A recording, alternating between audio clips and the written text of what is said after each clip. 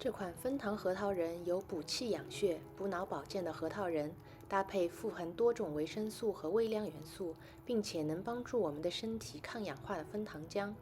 大家好，我是伊娃，今天让我们一起来学做这个营养又美味的小零食吧。我们需要的原料有核桃仁，带皮核桃仁味道会有些发苦，但更有营养，这次就不去皮了。另外，黄油、丁香、盐和枫糖浆，具体的方子我会放在信息栏。首先，我们将黄油、盐、丁香和枫糖浆都倒入一口小锅内。如果没有丁香，有丁香粉的话，就可以用1/4勺的丁香粉来代替。小火融化黄油，稍加搅拌，混合均匀后离火。在稍稍晾凉黄油糖浆的同时，我们可以预热烤箱至170摄氏度。我家烤箱预热到170度大概需要5分钟，所以不需要在准备材料的时候就打开烤箱。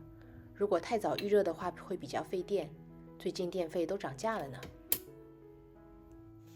在烤盘上铺上烤纸，这样可以避免裹满糖浆的核桃出炉后粘在烤盘上，事后清洁也方便。如果有硅胶垫就更环保了，我已经订购了一张，试用后会来向大家报告。将核桃倒入黄油糖浆中，轻轻搅拌，使每颗果仁都均匀包裹上糖浆。晾凉的糖浆会稍稍浓稠一些，因为黄油在室温下是固态的。这样的糖浆能把核桃包裹得更均匀厚实一些。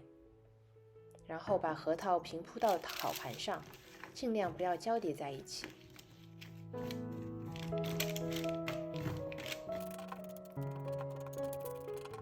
把烤盘放入预热好的烤箱烤制10分钟。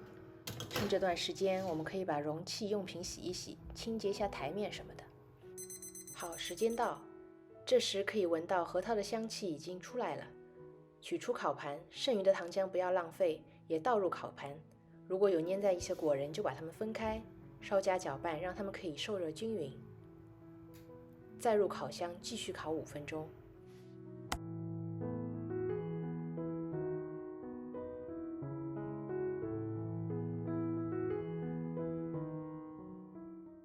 等核桃彻底晾凉，装入罐子中保存。不要忘记把那10颗丁香挑出来扔了。建议大家一次不要做太多，一是坚果类因为含有油脂，储藏时间过长容易变质产生油耗味；二是家里的烤盘也不会太大，如果核桃叠在一起烤的话，容易粘在一起，那也不那么脆了。